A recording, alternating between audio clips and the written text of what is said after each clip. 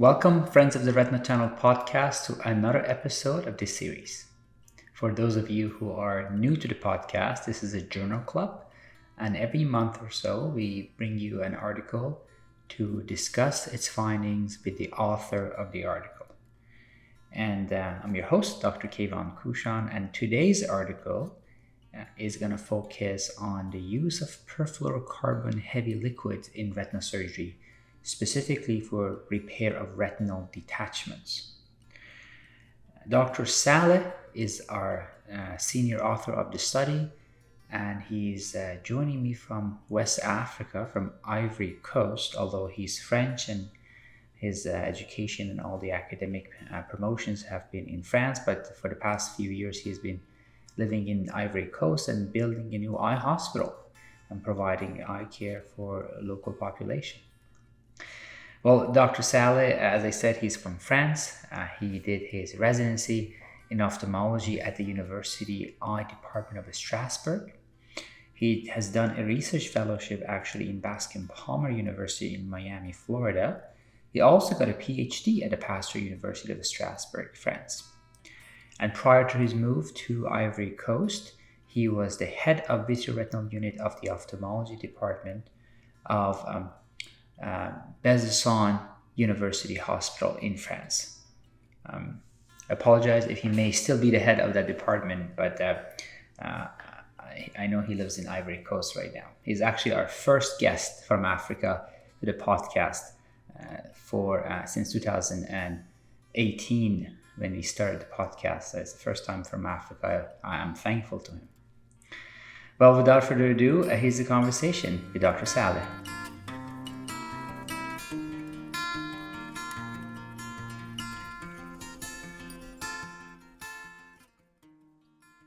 Hello, Kevin. Hello. Hi, Professor Saleh. How are you? Nice to meet you. Nice to meet you as well. Well, thank you very much for coming to Retina Channel podcast. Thank you. Well, you are my very first guest since 2017 that I'm connecting to in Africa. I know you did most of your education, everything in France, but you're actually in Ivory Coast now. And so congratulations for connecting me to the African continent. Yes, it's a quite interesting time, and Africa is changing very fast, and I think it's interesting to mention it. Yes. So, I mean, I have your bio, but I'll go over it as well. But just to summarize it, you did everything in France, including the study we're going to talk about. But you recently moved to Ivory Coast to establish a new program, like new ophthalmology program. Is that correct? Actually, I am French, and I was appointed full professor in France, and I had a very interesting medical team, and it was very exciting. But at one point, just before the COVID situation, everything was blown, and we decided to change a little bit our life, and I decided to move here. I had the opportunity to come to Ivory Coast. Wow. And to set a Retina setting, and we started 3.5 years ago, and now we are doing modern surgeries here. Wow. In Africa with the same devices, with very complex cases, a lot of single eye, a lot of retracted retinal detachment, and a lot of glaucoma patients. So it's very challenging work here, but very interesting. Yes. And people are really, really great. So amazing. It's a new challenge. Amazing. Well, congratulations.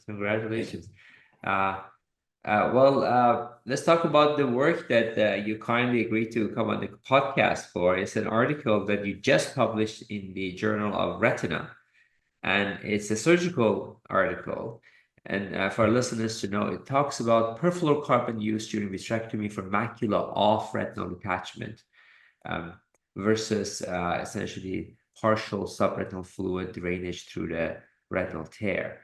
And it's a retrospective study. You talk about 80 eyes in total, and half of them had the drainage of the fluid through the tear and no retinotomy, no posterior retinotomy, just through the tear. And it sounds like you had some subretinal fluid left in the eye at the end of the surgery. And half of them used perfluorocarbon liquid to pretty much completely remove the fluid. And you would talk about the anatomical and functional outcomes of these eyes. And specifically, you talk about metamorphopsia and how it's essentially similar, and you quantitatively talk about that. And so I was very interested to get your perspective on this because, as you know, use of perfluorocarbon is expensive, and we always deal with using it or not using it. And we may blame ourselves if we don't use it. Oh, patient could have had a better outcome if I'd used it. So your article is actually very interesting to kind of shed some light on this. Yes, thank you for the introduction. Actually, in the surgical field, there's not too many evidence-based medicine papers, and we wanted to assess a little bit, our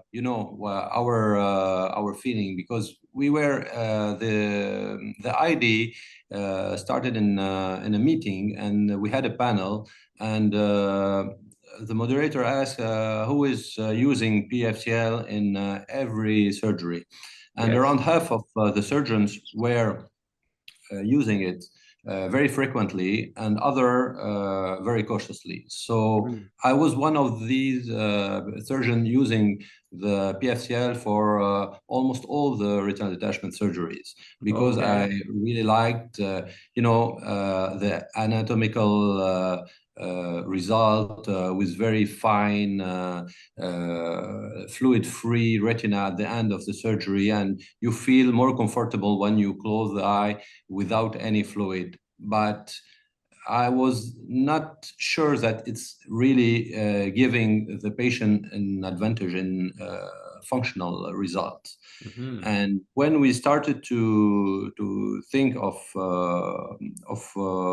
this idea, we've seen that there are some papers already published showing that there's no increase in rate of surgical success with PFCL.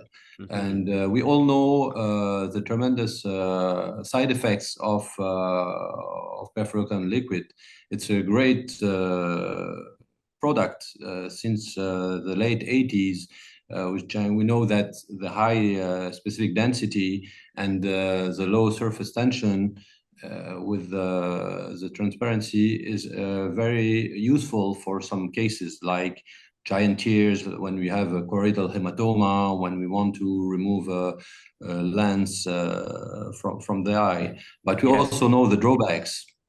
The drawbacks are very annoying when we have some PFCL on the subretinal space, for instance, or that you have an increase in PVR rate, and you can have some inflammation. You have corneal decompensation when it's in the anterior segment. So we have also to be cautious. You also mentioned the cost.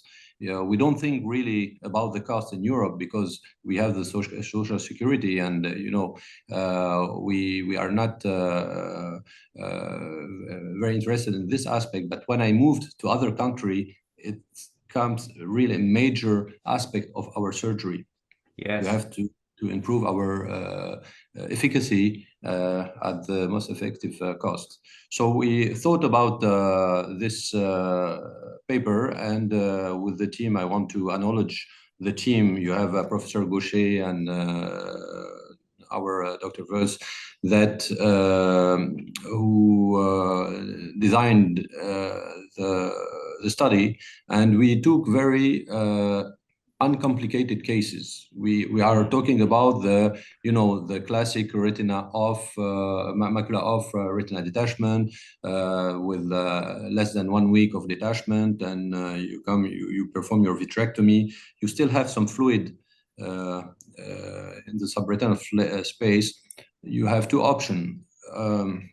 You can remove it using a backflush, an active backflush by the retinal tear, or you can use the PFCL in order to remove completely the fluid. We don't usually perform some retinotomy in the posterior retina.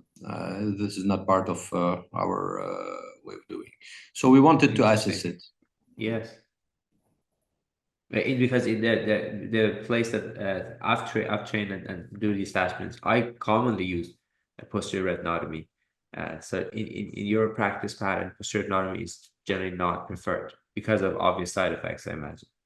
I use it in complex cases when we have PVR and I really want to perform some photocoagulation, laser photocoagulation. Yes. And I don't want any fluid beneath the retina. But in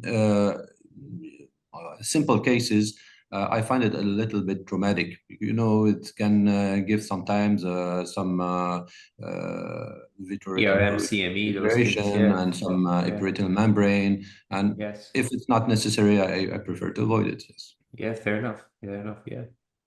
And what, as you said, it's very frustrating as a surgeon when you have your patient in front of you. You reattach the retina. You are happy of what you did, and he said, "No, I'm not happy because everything is distorted," and this was quite frustrating. And we thought that using PFCL would improve the symptoms. And actually, in the paper, this is not the case. We had the same rate of metamorphopsia in both groups. So we were quite surprised to see this aspect. Yes, and which is interesting. And you also looked at the fundus autofluorescence and looked at the retinal displacement and retinal folds. And they also were the same, were not? It was not statistically significant, but it was maybe even more marked in the PFCL group. Yes, they had more of those displacements in the PFCL group. Maybe yes, maybe if we had more patients, it would be statistically significant. But we didn't. It was not related to the rate of metamorphopsia. So distortion were related more to the presence of outer retinal fold. You have a lot of small signs on OCTs. Sometimes you can have some membranes. Sometimes you can have some retinal cyst. There's a lot of explanation, and sometimes you don't see anything at the fundus, but probably at the microscopical level, there's something going on with changes in the cone's orientation, doing very light. Usually metamorphopsia and after retinal detachment, because we published another paper on this subject, are not really annoying for the routine activity of the patient. It's not, it doesn't bother the patient because, probably because the other eye is compensating. So the patient can perform the daily activities without being very annoyed by the distortion. Which is good. They get away with it. So has this changed your practice? You said you were doing PFCL for pretty much every case. Has this finding changed your practice pattern since? It's very interesting because it's one of the only studies I performed that really had an impact on my surgery. And now I definitely don't use a PFCL in routine cases. I use it in very complex cases when we have giant retinal tear. This is mandatory for me because usually I perform in PFCL silicone oil exchange at the end to avoid the slippage. I'm quite conservative in these cases because I'm afraid of the very strong vitreoretinal proliferation sometimes going on in these cases. And usually when you have a very mobile retina, that is when you are performing your vitrectomy and it's not enough safe because there's too much movement, PFCL can stabilize a little bit the retina also. It can be helpful in these cases. Yes. It's interesting, as you're talking about the evolution of your surgery or change of your surgery style. I remember when I was a fellow, our chairman used to do these attachments, and he always left subretinal fluid in the case. And I was panicking as a fellow. There's so much fluid in there. Why are we leaving the eye? And he said, oh, don't worry about it. The art people take care of it. And they all did fine. But when I started, I did a lot of retinotomies. I still do. But maybe as you get more experience and confidence, you do less of that and less of PFCL and more of just natural drainage through the existing tear and then face down position. Maybe that's the case for a lot of us. Actually, we had one case of in the series of retinal fold, that necessitated a reintervention, and it was in the PFCL group. So this was also surprising because we position the patient face down for all macula-Off surgeries for 12 hours. Yes. And probably one of the patient did not respect the position, and he had like a fold coming completely in the middle of the macula, which was quite challenging to remove. So we had to go back to redetach the retina in order to reattach it. Okay. Okay, but the detachment was repaired except for the fold. They had to. Yeah, it was completely. It was repaired, but with a fold, like with a very low vision. So we had to redetach the surgery.